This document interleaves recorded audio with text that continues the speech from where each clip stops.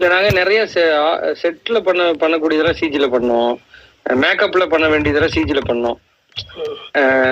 நிறைய தவறுகளை சரி பண்றதுக்கு அங்கங்க சில சிஜிகள் தேவைப்பட்டுருச்சு இல்லையா? அதெல்லாம் இல்லாம சிஜி கிரியேஷனை மட்டுமே சிஜில பண்ணாலே போதுமானது. மற்றதெல்லாம் செட்ல பண்ண முடியாது. சிஜியால செய்ய முடியாத மற்ற விஷயங்களை செய்ய முடியறதுல அதுலயே செஞ்சிடணும் அப்படிங்கறத மட்டும்தான். அடுத்த படத்துல கொஞ்சம் பண்ணாலே நிறைய சிஜி செட் கம்மியா அப்படி பண்ணியிருந்தாலே இதுல நிறைய ஷார்ட்ஸ் குறைஞ்சிருக்கும். அதெல்லாம் கண்டிப்பா அடுத்த முறை முன்கூட்டியே பிளானிங் கரெக்டா பண்ணிக்கணும். ஏன்னா எங்களுக்கு நிறைய நாள் ஆனதுல நிறைய நீங்க பார்த்த அந்த ரோபோ ஃபைட் மட்டுமே 3 வருஷமா எடுத்தது. 3 வருஷம் 19ல ஒரு 3 நாள் எடுத்தோம். திரும்பி 20ல ஒரு 2 நாள் எடுத்தோம். அப்புறம் 21ல ஒரு நாள் 1.5 நாள் எடுத்தோம். இப்படி எடுத்துதான் அந்த அத்தனைக்கும் செட்டு முதல்ல செட்டு முழுசா இருந்துச்சு. அப்புறம் செட்னா ஒரு பீஸ் மட்டும் இருந்துச்சு. அதுக்கப்புறம் செட்டே இல்லை, வெறும் கிரீன் மேட்ல எடுத்தோம். இப்படி எடுக்கும்போது என்னன்னா நிறைய நம்ம அதோட தொடர்ச்சியை வந்து ரொம்ப கவனமா எடுக்க வேண்டியது இருந்துச்சு. நிறைய சிஜி திரும்ப செட்டே இருந்ததுன்னா எங்களுக்கு அங்க திருப்பி ரீக்ரியேட் பண்ண வேண்டியது இருந்திருக்காது சிஜில. இந்த மாதிரிலாம் நிறைய கிரியேட் ஆகிக்கிட்டே போயிடுச்சு. வேற வழி இல்லை. அது நீங்க விஜய் அவர்கிட்ட கேட்டீங்கன்னா தெரியும். நாங்க 2 பேரும் வந்து கிரியேட்டிவா பேசுனதை விட அதிகமா இந்த சிக்கல்களை தான் அதிகமா பேசியிருப்போம். அடுத்த முறை வந்து இதுக்கெல்லாம் தவிர்க்கப்பட்டுருன்னு நினைக்கிறேன். ஓகே, விஜய் ப்ரோட்ட ஒரு கேள்வி இருக்கு. விஜய் ப்ரோ சொல்லுங்க ப்ரோ. கேக்குதா? ஹலோ, கேக்குது ப்ரோ நீங்க பேசுறது எனக்கு மட்டும் தான் கேட்கல. விஜய் ப்ரோ அவருக்கு டிலே இருக்கு. இந்த பிரிட்ஜ் சீன் நீங்க வந்து மினியேச்சர்ல பண்ணிருக்கலாம்னு சொன்னீங்க. எந்த பிரிட்ஜ் சீன்? எனக்கு டிலே இருக்கு போல. எனக்கு டிலே இருக்கு போல ப்ரோ. ஓகே கரெக்ட்டா கேட்கல. ஓகே இல்ல எந்த பிரிட்ஜ் சீன்னு கேக்குறாரு ப்ரோ உங்க கிட்ட. இல்ல அந்த பிரிட்ஜ் சீன், அந்த ஃபயர்லாம் வரும்ல, தண்ணில ஃபயர்லாம் வரும் அந்த கேஸ் வந்ததுக்கு அப்புறம்.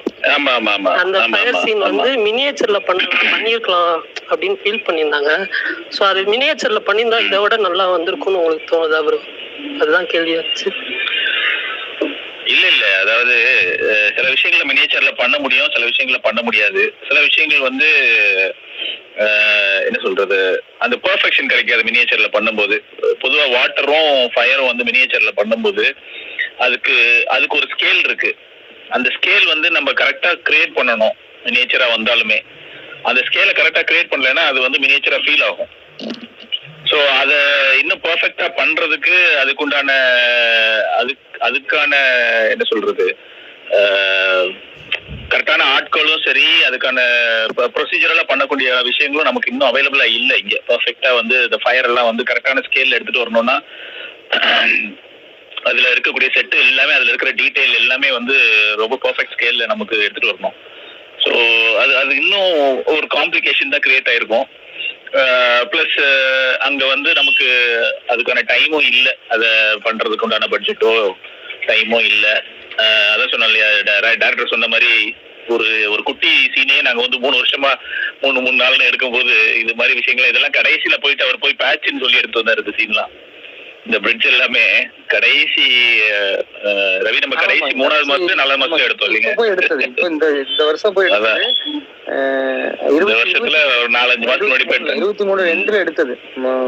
அப்ப வந்து ஒரே நாள் நைட்ல எடுத்தது.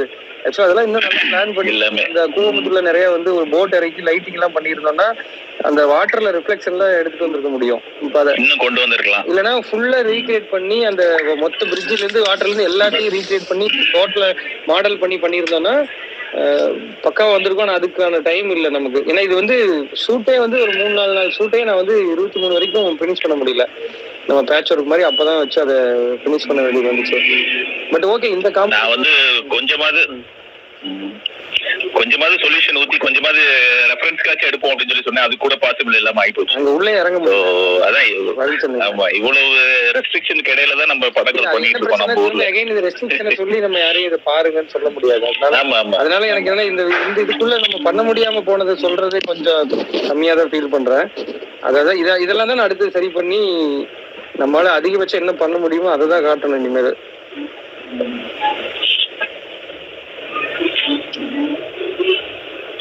ஓகே தேங்க்யூ அண்ணா. பரணி ப்ரோ, உங்க क्वेश्चन ஓவரா? இன்னும் ஒரே ஓகே சொல்லுங்க ப்ரோ. இப்போ சப்போஸ் ஐலாண்ட் 2 வருதுன்னா அது வந்து அந்த வர்ச்சுவல் ப்ரொடக்ஷன்ல ஷூட் பண்ற ஐடியா ஏதாவது இருக்குதா? ஏதாவது பிளான் பண்ணியிருக்கீங்களா? இல்ல, வெர்ச்சுவல் ப்ரொடக்ஷன் வந்து இப்போ வந்து முழுக்க நமக்கு வந்து போனோமா டப்புன்னு ஷூட் பண்ணமாங்கிற அளவுக்கு ரொம்ப ஈஸியா இன்னும் மாறல. அது இன்னும் கொஞ்சம் பரிச்சாத்த முயற்சியில தான் அது இருக்கு. அது இன்னும் கொஞ்சம் டெவலப் ஆகிட்டு இருக்கு. பிளஸ் எப்படி பார்த்தாலும் அது வந்து ஒரு பேக்ரவுண்ட் கிரீன் மேட்டோட அளவுக்கு தான் அது யூஸ் ஆகும். நம்ம பண்ற மாதிரி நம்ம நிறைய 3D கிரியேட் பண்றோம், பெரிய செட்டப் கிரியேட் பண்ணும்போது அங்க ரொம்ப யூஸ் பண்ண முடியறது இல்லை. பட் எங்கெங்கெல்லாம் தேவைப்பட்ட இடத்துல மினிமலா அது நமக்கு நீங்க சொல்ற மாதிரி அது வேலையை கம்மி பண்ணுமோ அந்த இடத்துக்குலாம் கண்டிப்பா யூஸ் பண்ணலாம். ஆனா அதுவும் பெரிய வேலை தான். அதுக்கும் திரும்ப விஎஃப்எக்ஸ் பண்ண வேண்டியது இருக்கும். அந்த ஸ்கிரீன்ல வர எல்லாத்தையும் திரும்ப இவங்க தான் மறுபடியும் சிஜி பண்ணி தரணும். அது திரும்பி அகைன் ஒரு வேலை தான் அது. இல்ல கிரீன் இல்ல விர்ச்சுவல் ப்ரொடக்ஷன்ன்றது என்ன அப்படின்னா, அதாவது கிரீன் மேட்ல பண்ற விஷயங்களை வந்து கிரீன் மேட்ன்றது என்னன்னா அதை நம்ம ரீப்ளேஸ் பண்றதுக்காக வைக்கிற ஒரு எலிமெண்ட், அவ்வளவுதான். ஸோ அதை வந்து நம்ம அதுக்கு பதிலாக ஒரு பின்னாடி ஒரு ஸ்க்ரீனை வச்சு அதுல வந்து அந்த ஸ்க்ரீன்ல வந்து முன்னாடியே நம்ம என்னென்ன சிஜி பேக்ரவுண்ட்ல வரப்போதோ, இப்போ நம்ம போஸ்ட்ல பண்ற வேலையை ப்ரீ ப்ரொடக்ஷன்லேயே பண்ணணும். ஷூட்டு போறதுக்கு முன்னாடியே அந்த பேக்ரவுண்ட் எல்லாத்தையும் கிரியேட் பண்ணிட்டு ரெடியா போகணும். ஸோ அதை அந்த அளவுக்கு பர்ஃபெக்ஷனோட எடுத்துட்டு போனாலுமே இன்னுமே வந்து ஹாலிவுட்லயுமே நிறைய இப்போ ரீசெண்டா வந்த ஸ்டார் வார்ஸோட சீக்வல்ஸ் எல்லாம் பாத்தீங்கன்னா சில ஷார்ட்ஸ் எல்லாம் வந்து தெரியும், டெப்தே இருக்காது. ஏன்னா இதெல்லாம் வந்து இன்னும் அவங்களே வந்து அதை இன்னும் பர்ஃபெக்ட் பண்ணல. பிளஸ் ஃபோர் கிரவுண்ட்ல வந்து கரெக்டா லைட்டிங் மேட்ச் பண்ணணும். இப்போ பேக்ரவுண்ட்ல ஒரு லைட் இருக்குது அப்படின்னா அந்த ஸ்கிரீன்ல வந்து ஒரு லைட் இருக்கும் அந்த ஸ்கிரீன்ல இருக்கிற என்வரான்மெண்ட்டுக்கு. அதே லைட்டிங் வந்து பர்ஃபெக்டா ஃபோர் கிரவுண்ட்ல இருக்கிற எலமெண்ட்ஸுக்கும் மேட்ச் பண்ணல அப்படின்னா ஒரு சின்ன ஒரு பாயிண்ட் ஒன்று டிஃபரன்ஸ் இருந்தா கூட இன்டென்சிட்டிலயோ இல்லாட்டி டைரக்ஷன்லயோ ஏதோ ஒன்று டிஃபரன்ஸ் இருந்தாலும் நமக்கு ஃபேக்கா தெரிய ஆரம்பிச்சிடும். ஸோ அது ஒரு பெரிய சேலஞ்சிங்கான ஒரு விஷயம். பட் ஆனால் நம்ம அடுத்த படங்களுக்கு அதை நம்ம யூஸ் பண்றதுக்கான ஐடியாவும் மனசுல இருக்குது. அது தேவையான இடத்துல அது தேவைக்கேற்ற மாதிரி நம்ம யூஸ் பண்ணுவோம். Thanks a lot sir. Actually ஸ்பீக்கர்ஸ்க்கு வந்து ஒரு சின்ன ரெக்வெஸ்ட். ஆக்சுவலி நம்ம ஃபர்ஸ்ட் படத்தை எப்படி ஃபீல் பண்ணோன்றத நம்ம கன்வே பண்ணிடலாம். அதுக்கப்புறமா நம்ம கேள்விகளுக்குள்ள டீப்பா போவோம். அது அந்த படத்துல என்னென்ன பண்ணாங்க, எப்படி இது பண்ணாங்க அப்படின்ற மாதிரி கொண்டு போகலாம். இன்னும் சூப்பரா இருக்கும் அது வந்து. ஸோ இங்க இருக்கிற எல்லாருமே நீங்க எப்படி அந்த ஐலானை எப்படி ரிசீவ் பண்ணீங்கன்றதை நீங்க ஒவ்வொருத்தரா சொன்னா நல்லா இருக்கும். ஸோ அப்படியே மேல இருந்து கீழே வரேன். ஸோ பிரகாஷ் ப்ரோ, ஸோ நீங்க எப்படி ரிசீவ் பண்ணீங்க? வெல்கம். வந்து எல்லாத்துக்கும் வந்து நன்றி. ஃபர்ஸ்ட் வந்து என்னன்னா, நான் அந்த படத்து மேல வந்து ஒரு 4 வருஷமாவே ரொம்ப மோஸ்ட் ஹைப்டு ஃபிலிம்னு என் லிஸ்ட்ல எல்லா வருஷமும் நான் போட்டுக்கிட்டே இருப்பேன். அயலான். அதுக்கு காரணம் ஒரே ஆளு, நம்ம டைரக்டர் தான். அவரோட இன்டர்நெட்னாலே நமக்கு ரொம்ப பிடிக்கும். அதே எதிர்பார்ப்புல தான் வந்து இந்த படத்துக்கும் பார்த்தேன். எனக்கு நான் எதிர்பார்ப்பை தாண்டி தான் படம் பூர்த்தி பண்ணிச்சு நான் சொல்லணும். என்ன காரணம்னா, நான் ஃபர்ஸ்ட் ஹாஃப்ல இந்த செகண்ட் ஹாஃப்ல ஜானர் செப்டே நான் எதிர்பார்க்கவே இல்லை. அது எனக்கு உண்மையாக பிடிச்சிருந்துச்சு. மேக்கிங் சூப்பரா பிடிச்சி. அதுக்கே நம்ம டேரக்டர் சாருக்கு ரொம்ப நன்றி சொல்லணும். ஏன்னா வந்து அவரோட ஃபேன் நான். எப்படின்னா இன்டர்நெட்னால அவரோட மேக்கிங் வந்து நமக்கு, ஏன்னா நம்ம ஆடியன்ஸுக்கு புரியுற அளவுக்கு படம் ஒருத்தர் வந்து சயின்ஸ் ஃபிக்ஷன் எடுக்கிறாரு. எனக்கு பிடிச்ச ஜானர் அதுதான். அதை அவர் எடுத்திருந்தாரு. எனக்கு இந்த படத்துலயும் எனக்கு திருப்தியா இருந்துச்சு. படம் எதிர்பார்ப்பை பூர்த்தி பண்ணிருந்துச்சுன்னு சொல்லலாம். அது முக்கியமான ஜானர் செப்டிங் எனக்கு ரொம்ப பிடிச்சிருந்துச்சு. தமிழ்ல வந்து சிவகார்த்திக்கு 3வது தடவை இது வந்து அவர் பண்றாரு, இந்த ஜானல் பண்றாரு. அவருக்கு 3 தடவையுமே அவருக்கு வந்து டிஃப்ரெண்ட் அட்டம்ப்ட்ல வந்து சக்சஸ் கிடைக்குதுங்கிறது சந்தோஷம் தான். அதே மாதிரி இவர் மூலமா எப்படின்னா பிடிச்ச டேரக்டர் மூலமா ஒரு பிடிச்ச விஷயம் வந்து நமக்கு பிடிச்ச ஜானர்ல படம் நல்ல படமா இருக்குன்னா அது ரொம்ப சந்தோஷம் தான். எனக்கு இந்த படம் எனக்கு திருப்தி தான். எனக்கு தேங்க்யூ, ரொம்ப நன்றி. நீங்க எல்லாரும் ஒரு விதமான ஒரு கரிசனத்தோடயே நீங்க எல்லாரும் அணுகிறதுனாலயே எல்லாருமே நல்லாவே சொல்றீங்க. ரொம்ப சந்தோஷமா இருக்கு. இல்ல ஏதாவது மேடை பேச்சு சொல்லுவாங்களா, அது மாதிரி அதுக்கு பொய் பேச்சு சொல்ற மாதிரி சொல்லல. உண்மையாலுமே வந்து என்னன்னா, படம் பார்க்கும்போது நமக்கு வந்து ஒரு படம் வந்து ஒரு நல்ல படம், கெட்ட படம், பிடிக்காத படம், மொக்க படம் தாண்டி படம் பார்க்கும்போது நமக்கு என்டர்டைன்மெண்ட் பண்ணணும், பிடிக்கணும், மனசுக்கு திருப்தியா இருக்கணும். ஒரு படம் பார்க்கும்போது நாங்க படம் ரிவ்யூ பண்றதை தாண்டி இதெல்லாம் பாக்குறதா ஃபர்ஸ்ட் படம். நமக்கு ஃபர்ஸ்ட் படம் பிடிக்குதா, அதுதான் முக்கியம். அதுல இந்த படம் எனக்கு பூர்த்தி பண்ணிருந்துச்சு. ஏன்னா வந்து எனக்கு வந்து 2-3 இடத்த தவிர மற்ற எந்த இடத்துலயுமே இது ஒரு பழைய படம் மாதிரியே தெரியவே இல்லை. ஒரு 5 வருஷத்துக்கு முன்னாடி எடுத்தாங்க, 2017-18 ஆரம்பிச்சாங்க, அப்படி எந்த ஒரு இதுவுமே தெரியல. படம் மேக்கிங் சரி, அது முக்கியமா உங்க விசுவல்ஸ் எஃபெக்ட்லாம் வந்து விஎஃப்எக்ஸ்லாம் வந்து வேற லெவல். நான் வந்து அதுக்கு ஒரு பொம்மையை நடிக்க வச்ச மாதிரியே இருந்துச்சு. ஒரிஜினலே ஒரு பொம்மை நடிக்க வச்ச மாதிரியே இருந்துச்சு. தவிர அந்த இடத்துல எந்த இடத்துலயுமே வந்து ஒரு 3ஆவது நபர் ஒரு விஎஃப்எக்ஸ் வந்து தனியா ஒரு பொருத்தின மாதிரியே தெரியல எங்கேயுமே. உறுத்தலங்கிறது தான் தெரியலங்கிறத தாண்டி உறுத்தல எங்கேயுமே. அது பெரிய விஷயம். அது தமிழ்ல வந்து இவ்வளவு குவாலிட்டியான ஒரு விஎஃப்எக்ஸ்ல வந்து பெரிய விஷயம். அதான் அந்த நம்பிக்கை எனக்கு உருவானது வந்து விஜய் அவங்கனாலதான். இதை செஞ்சிட முடியும்னு நம்பினதுனாலதான் இதுக்குள்ள இறங்கணும். அது கண்டிப்பா நாங்க நிறைய டிஸ்கஸ் பண்ணியிருக்கோம். இது எந்த அளவுக்கு கொண்டு வர முடியும்னு தெரியும். என்ன இன்னும் அப்பவே நான் வந்திருந்ததுன்னா இன்னும் பயங்கர எக்ஸைட்மெண்ட்டா இருந்திருக்கும் இந்த காலகட்டங்கள்ல. அது ஒண்ணு மட்டும்தான் கொஞ்சம் மிஸ் ஆயிடுச்சு தவிர இது கொண்டு வர முடியுங்கிற நம்பிக்கை அவர் கொடுத்ததுதான். இல்லைன்னா இது தொடங்கி இருக்கவே முடியாது.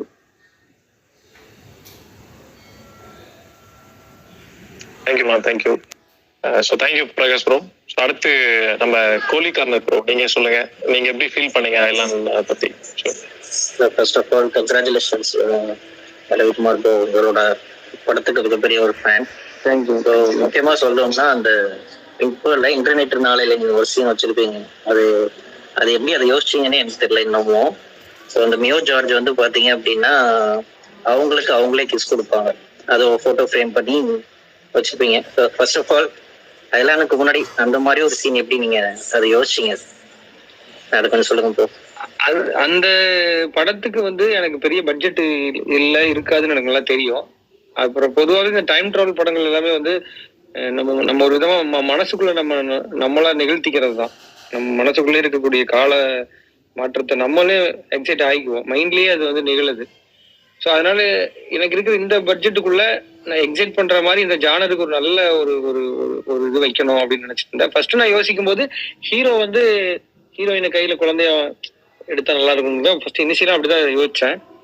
அதுக்கப்புறம் ஹீரோயினை வந்து ஒவ்வொரு காலமா அவர் கூட்டு போறாரு, அப்படியே குழந்தை வரைக்கும் அந்த பாட்டுல ரிவர்ஸ்ல போகும்போது அப்பதான் ஒரு பாயிண்ட்ல ஹீரோ கையில குழந்தைய எடுத்துக்கிறத விட ஹீரோயினே தன்னைத்தானே எடுத்துக்கிறத, இவர் போட்டோ எடுத்து அவங்க அப்பா கொடுத்த எல்லா போட்டோக்கு நடுவுல முத்தாய்ப்பா இவர் ஒரு புகைப்படத்தை அங்க வைக்கிறாருன்னா அந்த ஒரு இது கம்ப்ளீட் ஆகும்னு எனக்கு தோணுச்சு.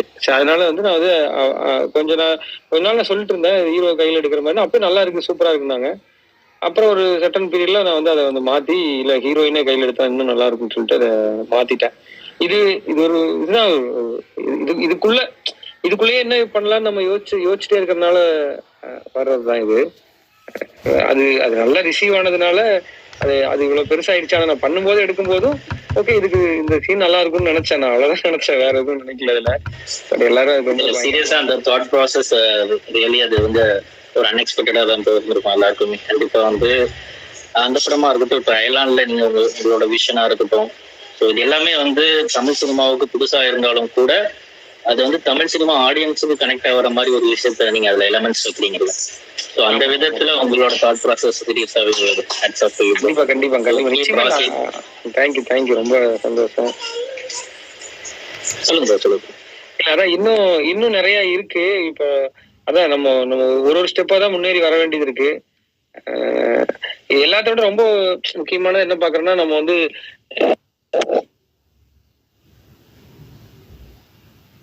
நம்ம எடுத்துக்கிற அந்த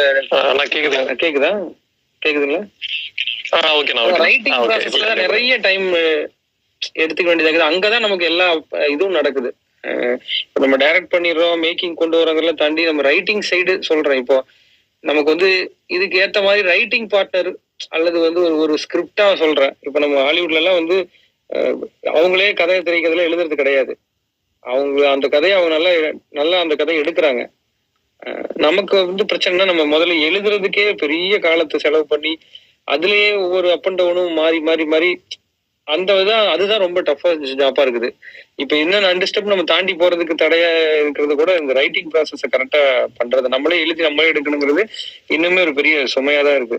அததான் முதல்ல அடுத்தடுத்து வரும்போது சரி பண்ணிட்டே வரணும் இனி வரும் காலங்கள்ல. தேங்க்யூ அண்ணா, தேங்க்யூ. ஓகே, அடுத்து மலையாளத்துல அந்த ட்ரெண்ட் இருக்குது. மலையாளம் பிலிம்ஸ்ல வந்து அந்த ட்ரெண்ட் இருக்குது. ரைட்டர்ஸ் தனியா இருப்பாங்க, டைரக்டர்ஸ் தனியா இருப்பாங்க, ஸ்டோரி ரைட்டர்ஸ்ன்னு. ஸோ அது அப்போ இன்னும் படம் வந்து ரொம்ப அழகா வருது. அதுதான் டைரக்டர் சொல்றாரு. Thank you sir, thank you. So okay, பேசினவங்க எல்லாம் கீழே போறீங்க. ஸோ அண்ட் தென் நம்ம நியூ ஸ்பீக்கர்ஸ் வந்து வாய்ப்புகள் கொடுக்கலாம். ஸோ ஓகே, இப்போ யாராவது பேசணும்னு விரும்புனீங்கன்னா நீங்க ஹேண்ட் ரைஸ் பண்ணுங்க. ஸோ 1 by 1 நானே பேர் சொல்றேன். Thank you. Okay, Vasanth bro hand rice பண்ணிருக்கேன், சொல்லுங்க ப்ரோ. ஃபர்ஸ்ட் வந்து ரவிக்குமார் கிட்ட சொல்லணும்னு நினைக்கிறேன். சொல்லுங்க.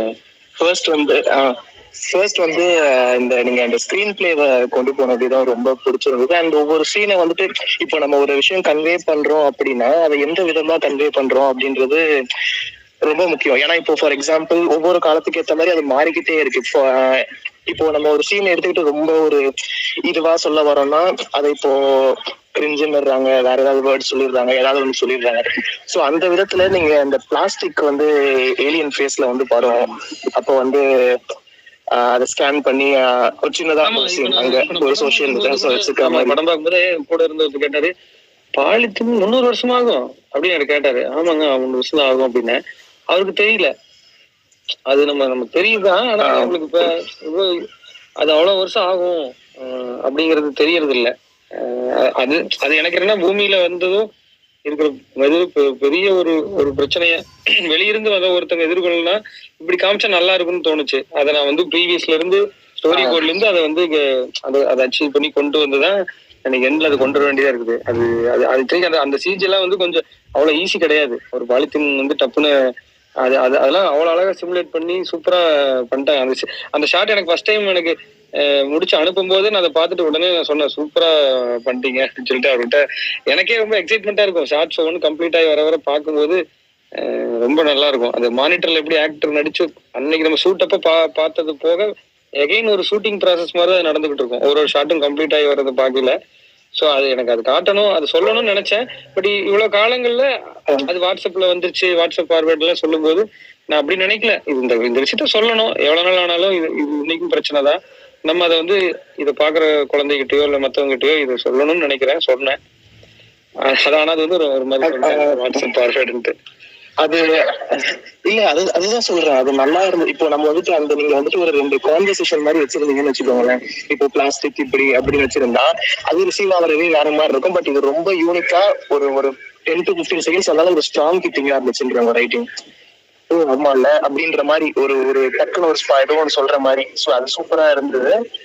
அண்ட் வந்து உங்க படங்கள்ல வந்துட்டு இந்த காமெடி சென்ஸ் லைக் இப்போ நான் கவனிச்ச வரைக்கும் சொல்றேன், நாட் கம்பேரிசன்.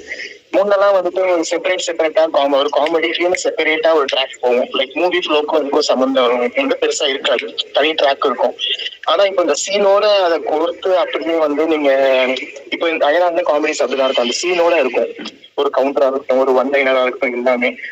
அது எனக்கு ரொம்ப யூனிக்கா இருந்தது. அண்ட் ரொம்ப எல்லாரும் என்ஜாய் பண்ற மாதிரி இருந்தது. அது எப்படி அந்த ரைட்டிங் இந்த சீனோட இல்ல அதுதான் அது வந்து நான் ஒரு இதாதான் பாக்குறேன். கதை சொல்லும் போது ஈஸியா படம் பாக்குறதுக்கு கொஞ்சம் வச்சுக்கிட்டா தானே அது அவங்களால என்ஜாய் பண்ணி படத்தை ரசிக்க முடியும். நம்ம ரொம்ப இந்த ஜானருக்குள்ள நிறைய ஃபன் இருக்குங்கிறத முடிவு பண்ணதுனால அது அப்படிதான் அப்படி இருந்தா நல்லா இருக்கும்னு நினைச்சேன். பிளஸ் அதே சமயம் இது இன்டர்நெட்னாலே மாதிரி ஆகுறதுக்கு நிறைய வாய்ப்பு இருந்துச்சு. இப்ப இந்த ஏலியனை வச்சுக்கிட்டு இவங்க ஒரு தொழில் பண்ணாங்க, ஏலியனை வச்சுட்டு சர்ப்ரைஸ் பண்ணாங்கன்னா நிறைய கொண்டு போகலாம், இன்னும் நிறைய பண்ணா. பட் அதை செஞ்சிடவே கூடாது. இந்த ஏலியன் வச்சுட்டு அவங்க வந்து அவங்க தொழிலுக்கு யூஸ் பண்ற மாதிரி மட்டும் பண்ணிடக்கூடாதுன்னு சொல்லிட்டு நான் அதை முழுக்க தவிர்த்துட்டேன் டோட்டலா. இல்ல அங்க ஒரு பெரிய ஏரியா இருந்துச்சு, அது வேண்டாம் அந்த ஏரியா தவிர்த்துடலான்னு பண்ணதுதான். பட் ஃபன் ஒரு எப்பவுமே எல்லாத்துக்கும் விருப்பமானது தானே, ஜாலியா இருக்கும், ஃப்ளோ நல்லா இருக்கும். படம் பார்க்கும்போது ஒரு அங்கங்க சிரிச்சுக்கிட்டே பார்த்தா நல்லா இருக்குமே நினைக்கிறதா. பட் இதுவே இன்னொரு வேற மாதிரி ஜானர் போனா பண்ண முடியாது. இதை இந்த ஜானர்ல இந்த மாதிரி போற ஃப்ளோக்கு இது எனக்கு ஓகேவா இருந்துச்சு. பட் இதையே அப்படியே கன்டினியூ பண்ணிட்டு இருக்க முடியாது நம்ம ரொம்ப நாளைக்கு. பட் இன்னும் வேற மாதிரி போகும்போது கண்டிப்பா அப்ப ஃபன்னே இல்லாம கூட போகும். என்ன உங்க படத்துல காமெடியே இல்லையேன்னு கூட சொல்லுவாங்க. பட் அதுக்கு ஈக்குவலா நம்ம அங்க வேற எமோஷன், வேற விதமான விஷயங்களை அங்க நம்ம கொண்டு வந்துடணும். புரியுது. அண்ட் இன்னும் ஒரே ஒரு கேள்வி, ஒன்னு சொல்லலாம். அண்ட் ஒரே ஒரு கேள்வி, இப்போ இந்த ஸ்கிரீன் பிளே நீங்க கொண்டு போனது வந்துட்டு லைக் அதை லைக் அந்த ஒரு கோர்வையா கொண்டு போனது வந்துட்டு லிட்டலா வேர்ட்ல சொல்லலாம் இந்த ஹாலிவுட் ஸ்டாண்டர்ட்ல இருந்தது. ஆனா அது ஒரு ட்வீட்டாவோ இல்ல ஒரு இதுவாவோ எனக்கு அது சொல்லவும் லைக் முழு இது விருப்பம் இல்லை. ஏன் அப்படி சொல்றேன்னா, நம்ம ஏன் இன்னொரு இண்டஸ்ட்ரியோட கம்பேர் பண்ணிக்கணும்? இப்ப நீங்க பண்றீங்கன்னா நீங்க ஒரு யூனிக்கா பண்றீங்க, நம்ம ஏன் ஹாலிவுட்ல எப்படி இருந்ததுல அந்த ஸ்கிரீன் பிளே மாதிரி இருக்குல்ல அப்படின்னு சொல்ல விருப்பம் இல்லை. ஸோ ஸ்கிரீன் பிளே சூப்பரா இருந்தது. ஃபர்ஸ்ட் ஹாஃப் செகண்ட் ஹாஃப் ரெண்டுமே. தேங்க்யூ. ஸோ கம்பேர் பண்ணி அந்த படத்துல எப்படி இருந்தது அதெல்லாம் வேணாம், யூனிக்கா சூப்பரா இருந்தது. அண்ட் அயலான் 2 வந்து சொல்லியிருந்தீங்க. ஸோ இப்போ கண்டிப்பா வந்துட்டு இப்போ இதுல ஒரு ஃபேமிலி கண்டென்ட், ஒரு காமெடி அண்ட் எல்லாமே ஒரு எமோஷன்ஸ் கொண்டு வந்திருக்கீங்க. அது வந்துட்டு லைக் லிட்டரலா ஏலியன் வேர்ல்ட்ல இருக்கிற மாதிரி இருக்குமா, ஆர் அது ஏதாவது ஐடியா இருக்கா லைக் ஸ்பெசிபிக்கா இதுதான் பிளாட்டா இருக்கும் அப்படின்ற மாதிரி? இல்லை, அது இன்னும் ஒரு மாதிரி ஐடியாவா தான் இருக்கு. பட் அது அதான் இதே மாதிரி இருக்கக்கூடாது. ஆனா திரும்ப அகைன் இதையே திரும்ப பண்ணா அது ரொம்ப யூஸ்ஃபுல்லாகவும் ஆயிரும். ப்ளஸ் இப்போ நம்ம இப்போ யோசிக்கும்போது கொஞ்சம் தள்ளி வந்துட்டோம். அடுத்த முறை வந்து நம்ம அது ரொம்ப கரண்டா இருக்கும். ப்ளஸ் எல்லாருக்கும் வந்து என்ன எக்ஸ்பெக்ட் பண்ணாங்களோ அது அது அதுல கரெக்டா கொண்டு வந்துட முடியும்னு நினைக்கிறேன். அந்த மாதிரி தான் இருக்கும் அது உறுதியா. பட் ஆனால் இப்படிதான் இருக்குன்னு என்னால இப்ப சொல்ல முடியல. Okay, thank you bro. Thank you bro. So வேற யாரும் பேசணும்னா ஹேண்ட் ரைஸ் பண்ணுங்க. அதே மாதிரி கீழே ஸ்பீக்கர் ரெக்வஸ்ட் கொடுத்துருக்கீங்க நிறைய பேர். பக்கா இருக்கு. ஸோ நான் 1 by 1 ஆட் பண்றேன் நானே. ஓகேங்களா? தேங்க்யூ. ஓகே, அடுத்து மதன் ப்ரோ ஹேண்ட் ரைஸ் பண்ணிக்கீங்க. சொல்லுங்க ப்ரோ, ஷார்ட்டா. இல்ல, எனக்கு 2 கேள்வி மட்டும் ரைவ் பண்ண போட்டு இருக்கு. சொல்லுங்க. ஃபர்ஸ்ட் சீன் வந்து அந்த இன்ட்ரோ சீன் இருக்குல்ல, ஏலியன் சீன், அந்த சீன் எப்படி எடுத்தீங்க? தென் வந்து அந்த ரோபோ சீன் எப்படி எடுத்தீங்க? ஒண்ணு. அப்புறம் வந்து இந்த ஸ்கிரீன் பிளே வந்து எவ்வளவு நாளைச்சு உங்களுக்கு? 2 கேள்வி. அப்புறமா வந்து அண்ணன் வந்து கருணாகரன் ப்ரோ நீங்க எல்லா படத்துலயும் சூஸ் பண்றீங்களா, அது எப்படி சூஸ் பண்றீங்க? ரைட்டிங்காவே அவருக்கு ஸ்பேஸ் கொடுப்பீங்களா அப்படின்றத கேள்வி மட்டும் எனக்கு. அதே விஜய் ப்ரோ கேஸ் பேசணும் இதை பத்தி தான். How create alien space budget கேட்கலான்னு ஆசைப்பட்டேன். பட் நீங்க அதை உங்களுக்கு கம்ஃபர்டபுள் சொல்லுங்க பட்ஜெட் மட்டும். இவ்வளவு கம்ஃபர்டபுளா ஒரு பட்ஜெட்ல இந்த ஏலியன் கொடுக்க முடியுமான்னு தெரியல எனக்கு. புதுசா இருந்துச்சு எனக்கு பார்க்க. எழுதி வைக்காம விட்டுட்டு எழுதி வச்சிருக்கணும். சரி இருக்கிற யோசிக்கிறேன். ஏலியன் சீன் வந்து நம்ம வந்து ஸ்டோரி போர்டாவே அதை வந்து அச்சீவ் பண்ணியிருக்கோம். ஸ்டோரி போர்டில் எவ்வளோ ஷார்ட்ஸ் இருக்கு. அப்புறம் ஸ்டோரி போர்டில் வந்து உங்களுக்கு நம்ம என்ன ஸ்டோரி போர்டில் வந்து ஃப்ரேமா வரைஞ்சிட்டா கூட ஒரு மூமெண்ட்டா அது வந்து ஒரு ஷார்ட் டிவிஷனா எப்படி உட்காருதுங்கிறது ப்ரீவியஸ் பண்ணி பார்த்தா தான் தெரியும். ஏன்னா இங்க அங்க தான் ஸ்டோரி போர்டில் இருக்குமே தவிர அது படமா மூவ் ஆகாது. மூவியா மாறுறதுக்கு திரும்ப நம்ம அகைன் அதை ப்ரீவியஸ் பண்ணி பார்க்கும்போது தான் கேமரா மூவ்மெண்ட் என்ன, அது எவ்வளவு டைமிங்ல அந்த ஷார்ட்டை காட்ட போறோம், அடுத்த ஷார்ட் எவ்வளவு டைமிங் லென்த் இருக்க போகுது, இது எல்லாமே ப்ரீவியஸ்ல கிடைச்சிடும் நமக்கு. அதாவது கிட்டத்தட்ட ஒரு ஒரு ஃபீல், படமா பாக்குற ஃபீலே நமக்கு கிடைச்சிடும் ப்ரீவியஸ்ல. ஸோ ப்ரீவியஸா லாக் பண்ணிட்டோம்னா ஷார்ட்ஸ் கம்ப்ளீட் ஆயிரும். இவ்வளவுதான் ஷார்ட் இந்த சீன் சொல்றதுக்கு நமக்கு. அந்த ஏலியன் லேண்ட் ஆகிற சீனுக்கு ஒரு ஒரு ஒரு 25 ஷார்ட் இருக்குன்னா 25 ஷார்ட்ஸ் தான். இந்த 25 ஷார்ட்டும் வந்து ஒரு நம்ம இது மாதிரி ஆயிரும். அவங்களுக்கு நம்ம வந்து போட்டு கொடுக்குற ஒரு பிளான் மாதிரி ஆயிரும். அந்த ஒரு 25 ஷார்ட்டுக்கும் தேவையான R&D என்ன, அதுக்கு என்ன பேக் பாத்தீங்கன்னா அதுல மேக்ஸிமம் ஷார்ட்டை அவங்க ஃபுல் சிஜி கிரியேட் பண்ணியிருக்காங்க. அந்த ஏலியன் நான் எடுத்து கொடுத்த பேக்ரவுண்ட்ல எடுத்து கொடுத்தா கூட அந்த ஏலியன் இறங்கி வரும்போதும் அதோட இந்த ஷார்ட்ஸ் மறைகிறது நிறைய இடங்கள்ல ஃபுல் பேக்ரவுண்ட் கிரியேஷன் தான். இதெல்லாம் பிளான் பண்ணிக்கிறதுக்கு அந்த ப்ரீவியஸ் ரொம்ப ஹெல்ப்ஃபுல்லா இருக்கும். ஸோ மார்க் பண்ணி எதெல்லாம் வந்து நம்ம ஷூட்ல எடுத்து கொடுக்க போறோம், எதெல்லாம் வந்து ஃபுல்லா சிஜில அச்சீவ் பண்ண போறோம் அப்படிங்கிறது எல்லாம் தெரிஞ்சிடும். ஸோ அந்த 25 ஷார்ட்டோட லென்த் என்ன, ஒவ்வொரு ஷார்ட்டுக்கும் நம்ம எவ்வளவு லென்த் கிரியேட் பண்ணணும் எல்லாமே முடிவாயிரும். ஸோ அதுக்கப்புறமா தான் ஃபைனல் அவுட்டு தத்ரூபமா வர்றது எல்லாமே அவங்களுக்கு அடுத்த கட்டமான வேலை தான். பட் அந்த சீனு கன்ஸ்ட்ரக்ட் பண்ணி நம்ம கொண்டு வர்றதுக்கு இந்த ப்ரீவியஸ் ரொம்ப ஃபுல்லாக ஹெல்ப்ஃபுல்லாக இருந்துச்சு. அப்புறம் விஎஃப்எக்ஸ் டீம்ல இருந்து இவங்க விஜய் சார் அவங்க எல்லாருமே கொடுக்குற இன்புட்லாம் எடுத்துக்கிட்டு இதை நம்ம எப்படி கொண்டு வர முடியும் அப்படிதான் எடுத்துக்கிட்டு தான் அதை பண்ணோம். நீங்க சொல்ற அந்த ரோபோ ஃபைட்டும் கம்ப்ளீட்டா ப்ரீவியஸ் பண்ணிட்டு அந்த ப்ரீவியஸை வச்சு ஸ்டண்ட் மாஸ்டர்கிட்ட கொடுத்து அதுக்கு ஒரு ஆள் ஒருத்தர் கிரீன் ஷூட் போட்டு அவர் நடிச்சு கம்ப்ளீட்டா அந்த அந்த பிளான் படி அதை ஷூட் பண்ணி இப்ப என்ன ப்ரீவியஸை விடவே ஸ்டண்ட்ல வந்து நான் வாய்ஸ் அதோட போன் ஒன்று வந்து இடையில அதான் ஸ்டண்ட்ல வந்து என்னன்னா நம்ம ப்ரீவியஸ் பண்ண முடியாது கம்ப்ளீட்டா. நான் ஸ்டண்ட்டை வந்து ஒரு தொடக்கத்தையும் என்னென்ன மொமெண்ட் வரணுங்கிறதையும் பிளஸ் எண்டுங்கிறதையும் பிக்ஸ் பண்ணிக்குவேனே தவிர உள்ள நடக்கிற கொரிய வந்து மாஸ்டர் கிட்ட பேசினதுக்கு அப்புறமா தான் முடிவாகும். ஸோ அவங்க சொல்ற கொரியால இன்க்ளூட் பண்ணி அதை ஃபைனல் பண்ணி இதுதான் அவுட்டுங்கிறத எவ்வளவு குயிக்கா எடிட் லாக் பண்ணி கொடுக்கணுமோ அது பண்ண வேண்டியது இருக்கும். முதல்ல கொஞ்சம் லூஸா தான் கொடுத்துருப்போம் எக்ஸ்ட்ராவா. அதுக்கப்புறமா பாத்தீங்கன்னா அவங்க பண்ணதுக்கு அப்புறம் ட்ரிம்மிங் பண்ணிக்குவோம். அதுவும் நிறைய கிரியேஷன், அந்த ரோபோவும் ஃபுல்லா சிஜில கிரியேட் பண்ணதுதான். அதுக்கு அதுல நிறைய இடங்கள்ல ரெஃபரன்ஸ் இருக்கும் இல்லாம இருக்கும். அவங்க அனிமேஷன் நடிச்சவரோட அனிமேஷனோட திரும்ப ரீக்ரியேட் பண்ண அனிமேஷன் தான் டைமிங்க்கு மேட்ச் ஆகும். பெரிய பேக் அண்ட் ஃபோர்த் இருக்கிற ஒரு வேலை தான். அதோட காம்ப்ளிகேஷனை பத்தி அவர் விஜய் சார் சொல்லுவாரு. நீங்க கொஞ்சம் சொல்லுங்க.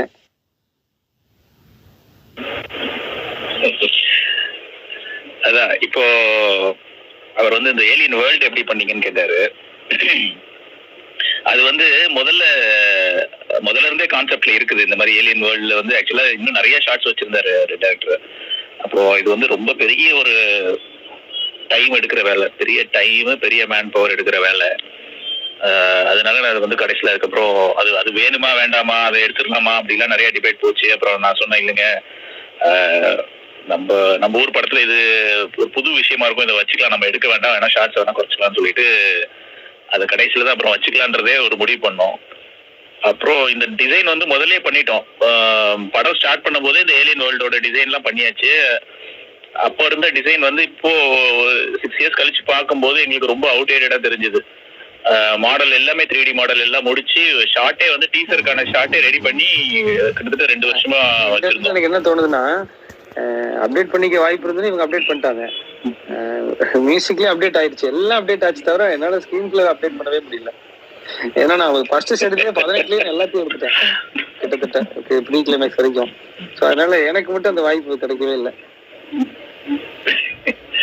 ஆமா, அது என்னமோ உண்மைதான். என்ன 6 வருஷத்துல வந்து நிறைய படங்கள் மக்கள் பார்த்துட்டாங்க, அவங்களோட ரசனை வந்து மாறிட்டே இருக்கு, அவங்களும் அப்டேட் ஆயிட்டே இருக்காங்க, வேற வேற மாதிரியான படங்கள் பாக்குறாங்க. அதே மாதிரி நம்ம படத்துல வச்சிருந்த சில சீன்ஸே எல்லாம் கூட அடுத்து வேற பல படங்கள்லாம் வந்துருச்சு. நம்ம ஸ்கிரிப்ட்ல வந்து இந்த வெட்டுக்கிளி சீன்லாம் வச்சிருந்ததெல்லாம் வந்து அதுக்கப்புறம் பார்த்தா காப்பான்ல வந்துச்சு.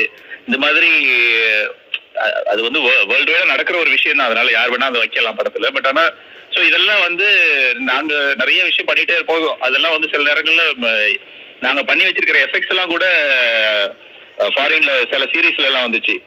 அப்புறம் அதெல்லாம் பார்த்துட்டு அப்புறம் மாத்தணும், ஐயோ அதே மாதிரி இருக்குன்னு சொல்லிடுவாங்க அப்படின்னு சொல்லிட்டு. ஸோ இப்படி அதே மாதிரி இந்த சயின்ஸ் எக்ஸிபிஷன்ல வந்து 2019 அப்படின்னு டேட் போட்டிருக்கோம், 19 மாத்தணும், சாரி 18 போட்டிருக்கோம், 18 மாத்தி 19 வச்சோம், அப்புறம் 21 வச்சோம், அப்புறம் 23 வச்சோம், கடைசியில் அப்புறம் 24 மாத்தணுமா அப்படின்னு சொல்லி பேசணும், இந்த 23 விட்டுறலாம் அப்படின்னு சொல்லி. இது வந்து அப்படி மாறிக்கிட்டே வந்துச்சு நிறைய வேலைகள் வந்து. அதே மாதிரி இது ஏலியன் வேர்ல்டு வந்து ரொம்ப அவுடேட்டடா ஃபீல் ஆச்சு 6 வருஷம் கழிச்சு பார்க்கும்போது. அதனால அது கடைசி ட்ரெய்லருக்கு ஒரு 2 மாசத்துக்கு முன்னாடி டேரக்டர்கிட்ட பேசினேன், நான் அதை மாத்தி தரேன், எனக்கு வந்து அது அவுடேட்டடா இருக்கு, இன்னைக்கு நம்மளோட குவாலிட்டிக்கு அது மேட்ச் ஆகிற மாதிரியும் ஃபீல் ஆகல. அன்னைக்கு தேதிக்கு வந்து மொத்தமே நம்மளோட டீம் ஸ்ட்ரென்த் 180 என்னமோ தான் இருக்குது. ஸோ அது மொத்த 3D டீமோட ஸ்ட்ரென்த் வந்து அதுல பாத்தீங்கன்னா வெறும் 80 பேர் இருந்திருப்பாங்க. இன்னைக்கு வந்து ஒரு 200-300 பேருக்கு மேல இருக்கிறாங்க 3Dல மட்டும். ஸோ அதுக்கான டைம் தான் எடுத்திருக்கோம். ஸோ அந்த டைமுக்குள்ள என்ன குவாலிட்டி கொடுக்க முடியுமோ அதை கொடுத்துருப்போம் கண்டிப்பா. பட் அதை நான் சொன்ன மாதிரி இன்னைக்கு தேதிக்கு நம்மளால இன்னும் ஜாஸ்தியா குவாலிட்டி வைஸ் நல்லா பண்றோன்றதை தாண்டி எஃபெக்ட்ஸாவே புதுசா நிறைய காரியங்கள் நீங்க ஹாலிவுட் படங்கள்ல பாக்குற மாதிரியான புது விதமான விஷயங்கள்லாம் நிறைய நம்மளால இன்னும் பண்ண முடியும் நம்மளால. பட் இந்த கதை வந்து நம்ம முன்னாடியே எழுதுனதுனாலையும் அதுக்கு சில விஷயங்கள் ஃபிக்ஸடா இவ்வளவுதான் நம்ம அந்த டைம்ல யோசிச்சிருந்தோம். அதனால அதை தாண்டி நம்மளால இந்த படத்துல அதை பண்ண முடியல.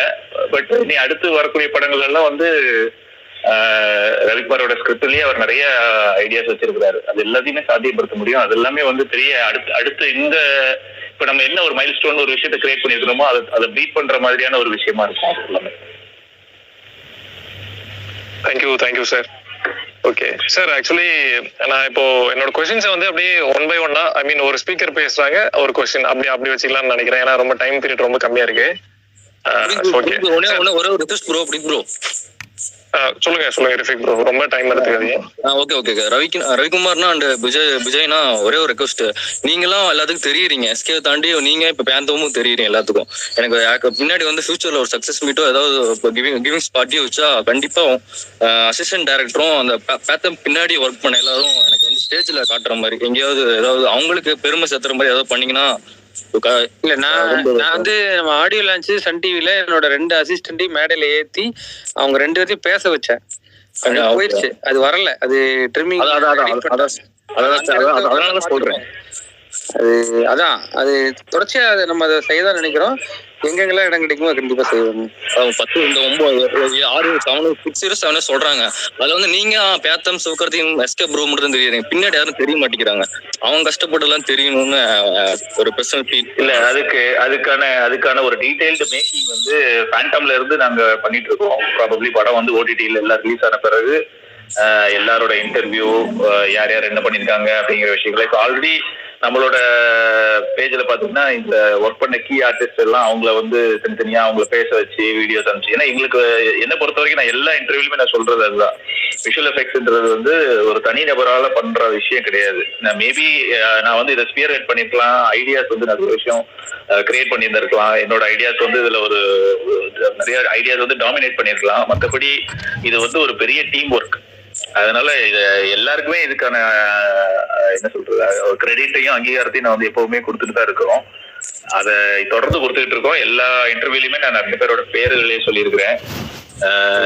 ஒரு ஒரு ஸ்பெஷல் மேக்கிங் வந்து பண்ணுவோம் கண்டிப்பா. அதுல வந்து அதுக்கு ஒரு நல்ல இன்ட்ரெஸ்டிங்கான ஒரு பிளான் வச்சிருக்கிறோம். ஸோ எல்லாருமே தெரிவாங்க அதுல கண்டிப்பா. ஓகே தேங்க்ஸ்ண்ணா. Thank you sir. ஓகே சார், எனக்கு 2 பேர்கிட்டயுமே ஒரு கேள்வி இருக்கு.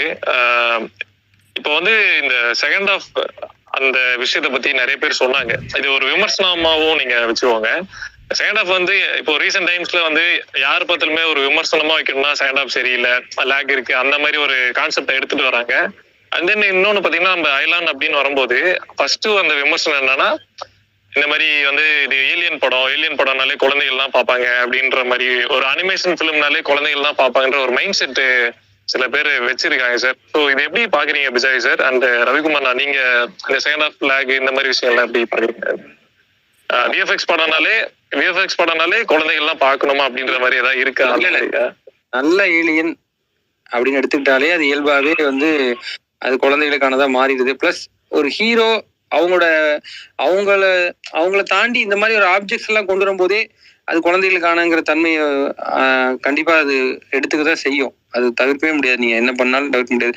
ஒரு கார் இருக்குது, அந்த கார் வந்து தானா செயல்படுனா கண்டிப்பா அதுவும் இயல்பாவே குழந்தைகளுக்கு பிடிச்ச மாதிரி.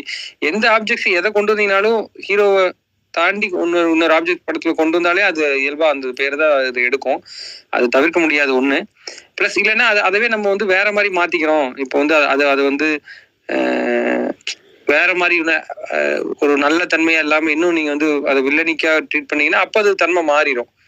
ஸோ அதனால இது அந்த பேர் வர்றது தப்பு இல்லை. அது அப்படிதான் வரும்னு முன்னாடி தெரியும். அதே மாதிரி ஃபர்ஸ்ட் ஹாஃப் செகண்ட் ஹாஃப்ங்கிற அந்த ஒரு தாட் ஒருத்தவங்களுக்கு தோணுதுன்னா அது கண்டிப்பா அவங்களுக்கு தோன்றது கரெக்டு தான். அவங்களுக்கு தோணாம தான் நம்ம செய்யணுமே தவிர அவங்க தோன்றதுக்கான காரணத்தையோ அல்லது அது ஏன் இப்படி ஆச்சுங்கிறது விளக்குறதுக்கு ஒன்றும் இல்லை. மேபி அப்படி அவங்களுக்கு தோணிடுச்சுன்னா அது கண்டிப்பா அது தோணாத மாதிரி திரும்பி அடுத்த முறை அதை சரி பண்ணணும். அவ்வளவுதான். தேங்க்யூண்ணா. ஸோ விஜய் சார், அதே மாதிரி அந்த விஎஃப்எக்ஸ் பத்தியும் சொல்லுங்க சார். விஎஃப்எக்ஸ் வந்து இப்போ நம்ம இப்போ எப்படின்னா சார், அமெரிக்கா ஃபிலிம்ஸ்ல யூஎஸ் அந்த மாதிரி படங்கள் பண்ணும்போது ரொம்ப கொண்டாடுறாங்க. ஆனா நம்ம ஊர்ல ஒரு புது முயற்சி வந்து என்கரேஜ் பண்ண மாட்டேங்கிற மாதிரி ஒரு சில பேர் பண்ணிட்டு இருக்காங்க. ஸோ அதை எப்படி சார் பாக்குறீங்க? இல்ல, அது நம்ம வந்து நம்மளோட வேலையை நம்ம பார்த்துட்டு போயிட்டு இருக்கிறோம், அவ்வளவுதான். நாங்க அதனால அதை பத்தி நாங்க பெருசா அதை பத்தி கவலைப்படல. பட் அவங்க சொல்ற கருத்துக்கள் வந்து அது கரெக்டா இருந்துச்சுன்னா அதை நாங்க எடுத்துக்கிறோம். டைரக்டர் சொன்ன மாதிரி நிறைய விஷயங்கள் நாங்களே பேசணும். இதெல்லாம் நம்ம அடுத்த படத்துல நம்ம சரி பண்ணிடணும் அப்படின்றது நாங்க எங்களுக்கும் கண்டிப்பா தெரியுது. நிறைய விஷயம் எங்களுடைய கண்ட்ரோல்ல இல்ல முதல்ல. அதெல்லாம் வந்து நம்ம ஆனா நான் பேசும்போது பசங்க கிட்ட சொல்றது அதுதான், நீங்க ஏதாவது ஒரு தப்பு பண்ணிட்டீங்க, அது தப்புக்கு வந்து ஒரு நியாயமான காரணம் இருந்தா கூட அதை வந்து ஒரு தியேட்டர்லயும் நம்ம போய் உட்காந்து இதனாலதான் இந்த ஷாட் நல்லா வரல நம்ம யாரையும் எக்ஸ்பிளைன் பண்ண முடியாது. யாரும் அதை புரிஞ்சுக்க மாட்டாங்க. எந்த ப்ராடக்ட் தான் எல்லாரும் பாக்குறாங்க அப்படிங்கிறது தான். ஸோ அதனால எங்களால முடிஞ்ச அளவுக்கு எந்த ப்ராடக்ட் வந்து எந்த காம்ப்ரமைஸும் இல்லாம கொடுக்கறதுக்கு ட்ரை பண்றோம். அதுக்கு இடையில வந்து இவ்வளவு பிரச்சனைகள் இருக்குது நம்ம சினிமால அப்படிங்கிறது வந்து யாரும் அதை வந்து படம் பார்க்கும்போது அதை பத்தி அக்கறைப்படுறதுக்காக யாரும் வரல. ஸோ அதை நாங்க அந்த புரிதல் எல்லாருக்குமே இருக்குது. ஸோ அடுத்தடுத்த படங்கள்ல அதெல்லாம் வந்து நம்ம அதுக்கான ஒரு இடம் கொடுக்காம எந்த காம்ப்ரமைஸும் இல்லாம பண்றதுதான் நம்மளுடைய மெயின் இன்டென்ஷனா இருக்கு. Thank you sir, thank you. ஸோ இப்போ ஸ்பீக்கர்ஸ் அலோவ் பண்ணலாம். ஸோ டான் ப்ரோ, உங்களுடைய கொஸ்டின் கேளுங்க ப்ரோ. ஒரே ஒரு கொஸ்டின் மட்டும் இனிமே எல்லாரும் கேட்கணும்னு ஆசைப்படுறேன். தேங்க்யூ. ரவிக்குமார் சார், உங்கள்கிட்ட தான் கொஸ்டின் ஒன்று கேட்கணும். என்னன்னா, ஜனவரி 26 வந்து ஐலாண்ட் தெலுங்குல ரிலீஸ் பண்றதா சொல்லியிருக்கீங்க. அப்போ அதுக்கு முன்னாடி எதனா ப்ரீ ரிலீஸ் ஈவெண்ட் எதிர்பார்க்கலாமா தெலுங்கு சைடு? இதான் கொஸ்டின்.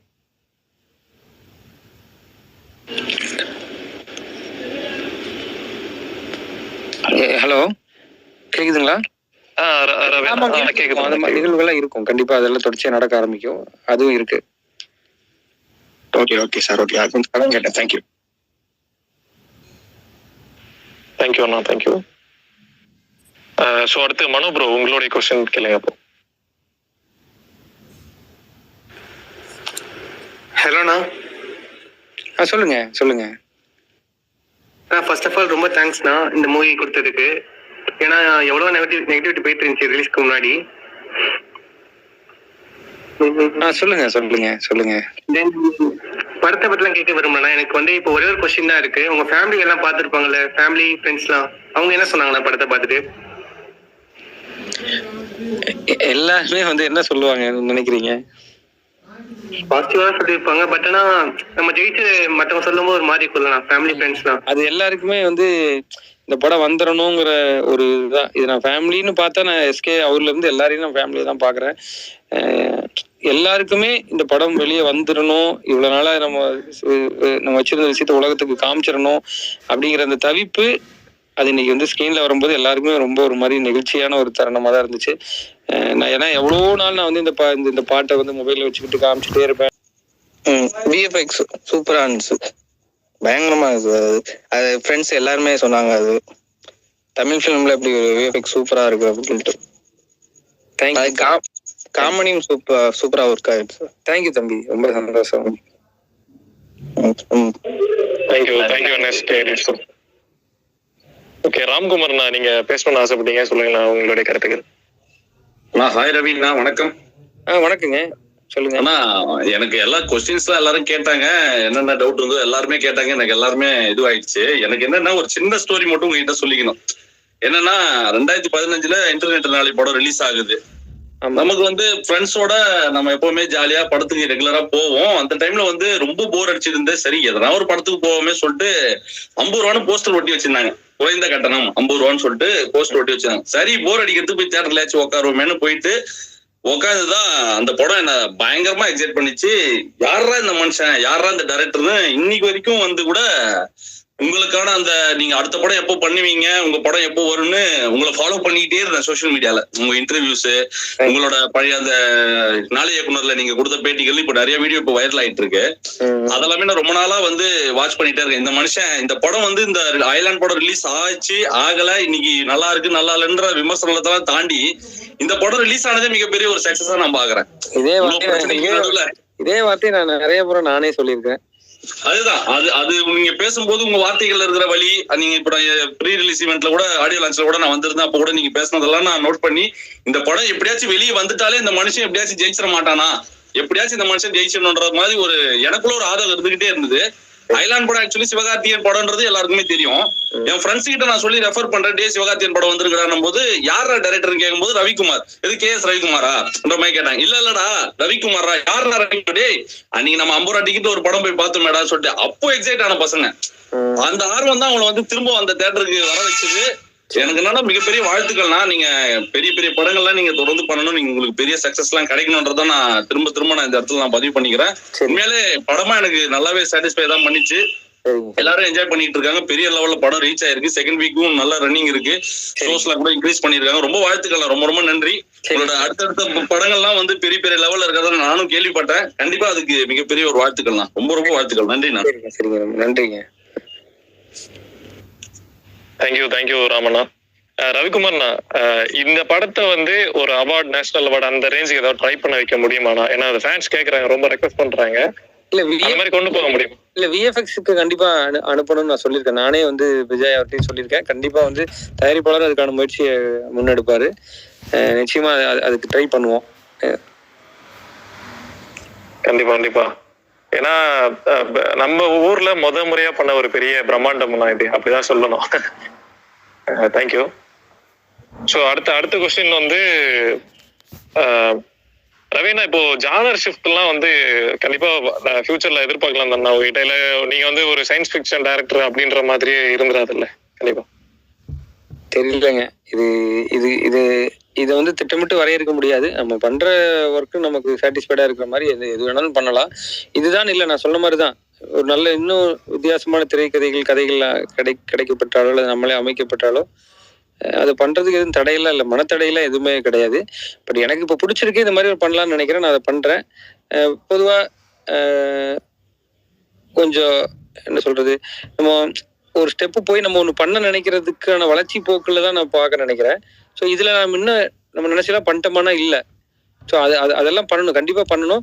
ஒரு சில சமயங்கள்னா ரொம்ப ஹெவி ஒர்க்காகவே எடுத்துக்கிறோம், நம்ம கொஞ்சம் குயிக்காக ஒரு படம் குயிக் இல்லை, கொஞ்சம் அதிகப்படியான வேலைகளை குறைச்சிக்கிட்டு கொஞ்சம் இதமாக ஒரு படம் அல்லது படப்பிடிப்புக்கு ரொம்ப நெருக்கடி கொடுக்காத வேலையை குறைக்கிற மாதிரி படங்களும் பண்ணணும்னு நினைக்கும் போது பண்ணுறதுக்குன்னு கதைகள்லாம் இருக்குது.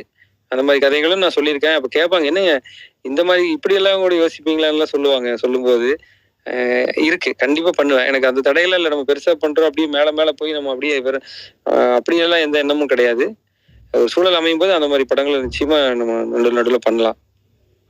கண்டிப்பா, தேங்க்யூண்ணா. விஜய் சார், உங்ககிட்ட ஒரு கொஸ்டின் சார். சொல்லுங்க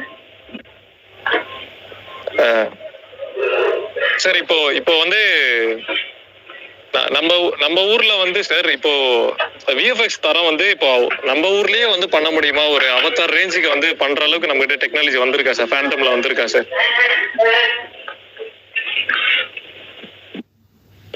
படங்களுக்கு சொல்றேன், இனி வரும் படங்களுக்கு. அதுதான் நம்மளால கண்டிப்பா பண்ண முடியும். அதற்கான ஒரு பொருட்செலவு இருக்கு. நான் சொன்னேன் இல்லையா, இப்ப சாதாரணமா வந்து இந்த படத்துக்கே நாங்க வந்து 4 கோடி ரூபாய்க்கு ஒரு சர்வர் வாங்குறோம் அப்படின்னு நம்ம சொல்றோம் இல்லையா. அப்போ அவதார் மாதிரி ஒரு படத்துக்கு எவ்வளவு ஒரு பெரிய திட்டமிடல் இருக்குது, எவ்வளவு பெரிய ஒரு என்ன சொல்றது, நிறைய பேரோட உழைப்பு தேவைப்படுது. ஸோ அதுக்கான பட்ஜெட்டும் அதுக்கான டைமும் இருந்ததுன்னா கண்டிப்பா நம்மளால பண்ண முடியும். Thank you sir. இன்னைக்கு தேதிக்கு நம்மளால அவதார்ல இருக்கிற ஒரு சீனை பண்ணிட முடியும் கண்டிப்பா. அவ்வளவுதான் நம்ம கிட்ட இருக்கிற மேன் பவரும் மெஷின் பவரும். Super sir. ஏன்னா அதுதான் எதிர்பார்க்கிறோம் சார். ஏன்னா இப்போ எல்லாருமே இப்போ பெரிய டைரக்டர்ஸ் எல்லாம் ஃபாரின் போறாங்க, யூஎஸ் டெக்னீஷியன்ஸ் எல்லாம் கூப்பிட்டு வந்து இங்க பண்றாங்க. நாங்க வந்து உண்மையில ஃபேண்டமை பார்த்து வியந்த விஷயம் வந்து எங்களை லியோல வந்து நீங்க ரொம்ப வியக்க வச்சீங்க, அந்த கார் சேசிங் சீன் வச்சு. அது ரொம்ப ஹாப்பியா இருந்துச்சு. அதுக்கப்புறம் ஐலாண்ட் இன்னும் அதை விட பிரம்மாண்டம் சார். ரொம்ப சூப்பரா இருந்தது சார். ஃபேண்டம்னா இது இப்படி அப்படின்ற ஒரு பிராண்ட் கிரியேட் பண்ணிருச்சு சார்.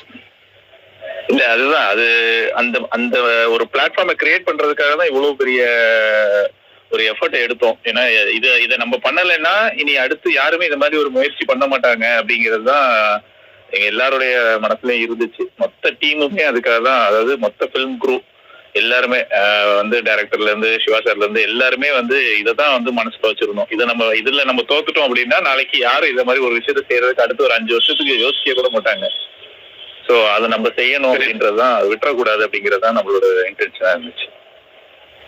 கண்டிப்பா சார், தேங்க்யூ சார். அப்புறம் மெயினா ஒரு பர்டிகுலர் பாயிண்ட் என்னன்னா, அந்த ஒரு ஏலியன் மட்டும் எதிர்பார்த்த இடத்துல ஒரு 10 ஏலியன் போட்டு ஒரு உலகத்தை உருவாக்குனீங்க பாத்தீங்களா, அந்த போர்ட் மீட்டிங் மாதிரி. அதெல்லாம் வந்து வேற லெவல் சார். தியேட்டர்ல வந்து கூஸ்பம்ஸ் மூமெண்ட். என்னமா பண்ணி வச்சிருக்காங்க ஐயா மனுஷன் அப்படின்ற மாதிரி இருந்தது சார் ஃபீல். உங்க டீம் சார், உங்க டீமுக்கு ரொம்ப நன்றி. ஒவ்வொருத்தரையும் தனித்துவப்படுத்தி நீங்க கண்டிப்பா ஒரு வீடியோ பண்ணணும். யாரெல்லாம் என்னென்ன ரிகிங் என்ன பண்ண, யார் ரிகிங் பண்ணாங்க, யாரு அதுக்கு இது பண்ணாங்க, ஸ்கிரிப்ட், அந்த இது விஷயம் எல்லாமே சொல்லணும் சார் கண்டிப்பா. இல்ல அதுதான், இது வந்து 650 பேர் நம்ம ஆபீஸ்ல மட்டும் இருந்தாங்க. அது போக வெளியில இருந்து ஒரு 600 பேர்னா எல்லாருமே வந்து எல்லாத்துலயும் ஒரு பார்ட் பண்ணிருக்காங்க. ஸோ ஒருத்தரையும் சொல்ல ஆரம்பிச்சோம்னா எல்லாரையும் தான் சொல்லணும். நான் எல்லா டிபார்ட்மெண்டோட லீட்ஸ், சூப்பர்வைசர்ஸ், கீ பீப்புள் வந்து வச்சு நாங்க ஒரு மேக்கிங் பண்றதுக்கு பிளான் பண்ணிருக்கோம். கண்டிப்பா அந்த ஏலியன் வேர்ல்ட பத்தி எனக்கு தெரிஞ்சு டைரக்டர் சொன்னா நல்லா இருக்கும்னு நினைக்கிறேன். இல்ல அந்த ஏலியன் வேர்ல்டு வந்து கொஞ்சம் ஹெவி தான், ரொம்ப ஓவரா போறடா நீங்கிற மாதிரி தான் அது வந்து உண்மையிலுமே விஜய் வந்து அதை விட்டு கொடுக்கல. இல்ல கண்டிப்பா நான் பண்றேன். அது வந்து அது நீங்க பட்ஜெட்டு கூட அதுக்கு உள்ள கொண்டு வேண்டாம், நான் என்னோட தனிப்பட்ட இன்ட்ரெஸ்ட்ல அதை பண்ணிடுவேன் அப்படின்னு சொல்லிட்டு அவரோட இதுலதான் அந்த சீன் கிரியேட் பண்ணாரு. நான் அது கொஞ்சம் ஹெவி தான் அது. பிளஸ் இன்னைக்கு அது பார்க்கும்போது கிடைக்கிற நம்பகத்தன்மைக்கு முன்னாடி நம்ம கிட்ட இருந்தது வெறும், நான் சொல்லப்போனா அந்த சீனுக்கு வந்து நான் ப்ரீவியஸ் பண்ணவே இல்லை. அந்த ஏலியன் வேர்ல்டுக்கு மட்டும் நான் வந்து ஸ்டோரி போர்ட் மட்டும் தான் பண்ணியிருந்தேன். அதுக்கப்புறமா ஃபேண்டம்லேயே போயிட்டு அங்கே இருக்கிறவங்க எல்லாம் உட்கார வச்சு நான் என்னோட மொபைல்ல வந்து ஷூட் பண்ணி எடிட் பண்ணி டப்பிங் வாய்ஸ் தான் போட்டு கொடுத்தேன். அந்த அது அது அது மட்டுமே தனியா போச்சு, தனி ஒரு இதுவா இருந்துச்சு அது. பிளஸ் அதுல வந்து நிறைய ஏலியன்களுடைய முகங்கள் உருவாக்க வேண்டிய ஒரு பெரிய ஒரு சுமை ஆயிடுச்சு. உண்மையிலுமே கூட அந்த ஏலியன் வேர்ல்டுல நாங்க நினைச்சதே வரல. அதை அச்சீவ் பண்றதுக்கு இன்னும் டைமும் இன்னும் கொஞ்சம் பத்தல, டைம் தான் பத்தல, வேற எல்லாமே இருக்கு. டைம் பத்தல அதுக்கு. இல்லைன்னா இன்னும் அதுல வந்து ஒரு சிங்கிள் ஷாட்டா அது போய் மேல வந்து அது அந்த அந்த அந்த வேர்ல்டு இன்னும் அதிகபட்சமா என்விரான்மெண்ட் கிரியேட் பண்ணியிருப்பாங்க. பட் கொஞ்சம் டைம் கன்செப்ட் இருந்ததுனால ஓரளவுக்கு வந்து அதை கம்மி பண்ணிட்டோம். அது வந்து ஒரு பெரிய எஸ்டாப்ளிஷ்மெண்ட் ஷாட் பிளான் பண்ணிருந்தோம் ஆரம்பத்துல. அது அது ஒரே ஷாட்டா வெளியில இருந்து வந்து அது ஆக்சுவலா வந்து டைரக்டரோட விஷன் வந்து அதுல என்னன்னா அந்த வேர்ல்டே வந்து 2 லேயரா இருக்கும் அப்படிங்கிறது அதோட கான்செப்ட். அதெல்லாம் ஆக்சுவலா கன்வே ஆகல. நம்ம வந்து டைம் இல்லாதனாலையும் பட்ஜெட் இல்லாதனாலையும் நம்மளால அது வந்து பெருசா காட்ட முடியல. பட் எனக்கு தெரிஞ்சு ஒரு செகண்ட் பார்ட் ஒன்று வரும்போது கண்டிப்பா அதெல்லாம் இன்னும் டீட்டெயிலா நம்ம காட்டலாம். கண்டிப்பா சார், எல்லாரும் வெயிட்டிங் சார். ரவிக்குமார் சார், இந்த டெலிட்டட் சீன்ஸ் அப்புறம் இந்த சாங் ஃபுட்டேஜஸ்லாம் ரூபன் அண்ணாவும் சொன்னாரு. சில சாங்ஸ்லாம் நல்லா இருந்தது, நாங்கள் எடுக்கிற மாதிரி இருந்தது, நல்ல சீன்ஸ்லாம் எடுக்கிற மாதிரி இருந்தது. அது மாதிரி டெலிட்டட் வீடியோஸ்லாம் எப்போ வரும்னா அதே மாதிரி இப்போ நம்ம தமிழ்ல வந்து ரொம்ப நல்ல வரவேற்பு கிடைச்சிருக்கு படத்துக்கு வந்து. ஸோ இப்போ தெலுங்கு அந்த மற்ற லாங்குவேஜஸ்ல ரிலீஸ் ஆக போகும்போது ப்ரொமோஷன்ஸ் வந்து நம்ம தமிழ்ல கொஞ்சம் கம்மியா இருந்த மாதிரி ஃபீல் பண்ணாங்க ஃபேன்ஸ் வந்து. ஸோ அந்த சைட் பண்ணும்போது கொஞ்சம் நல்லா பண்ணுவீங்களா அப்படின்னு எதிர்பார்க்குறாங்க. ஸோ அதையும் கொஞ்சம் சொல்லிடுறீங்களா? அதான் இதுல ஏன்னா ரூபன் சார் அவர் வந்து கம்ப்ளீட்டா சீனை தூக்கி போடல. அவர் வந்து சீனோட இதை வந்து அழகா ட்ரிம் பண்ணி கொண்டு வந்துட்டாரு. அதனால டெலிட்டட் சீன் எங்கிட்ட வந்து நிறையலாம் சீன் இல்லை, ரொம்ப 2-3 சீன் மட்டும்தான் இருக்கும். அப்புறம் வந்து சாங்லேயுமே சின்ன கட்டிங் தான் பண்ணதை தவிர எக்ஸ்ட்ரா சாங் எதுவும் நாங்கள் வந்து வெளியில எடுக்கல. அந்த வேற லெவல்லையும் ஒரு சின்ன ஒரு ஒரு ஒரு போர்ஷனை தூக்கியிருப்பாரு. சூரோ சாங்லேயும் ஒரே ஒரு பிட்டை ஃபுல்லாக ஷூட் பண்ணிட்டு அது வந்து வீடியோ சாங்காக வரும்போது ஃபுல்லாக வந்துடும். அப்படிதான் இருக்குது. ப்ளஸ் என்ன டெலிட்டட் சீன்லேயும் விஎஃப்எக்ஸ் பண்ணணும்னா அது பண்ண முடியாது. பட் அவ்வளோ காம்ப்ளிகேட்டாக நிறைய சீன்லாம் தூக்கலை. ஒரு ஒரு ஒரு ஒன்று சீன் மட்டும் தான் விஎஃப்எக்ஸ் பேஸ்டாக போச்சு. அதுக்கப்புறம் வந்து அவங்க அம்மாவோட சீனில் வந்து 1-2 கிராமத்தில் எஸ்டாப்ளிஷ்மெண்ட்டில் கொஞ்சம் இது பண்ணியிருக்கோம். அவ்வளோதான் இருக்குது இதில். ஏன்னா அவ்வளோதான் எடுத்தோம் நாங்கள்.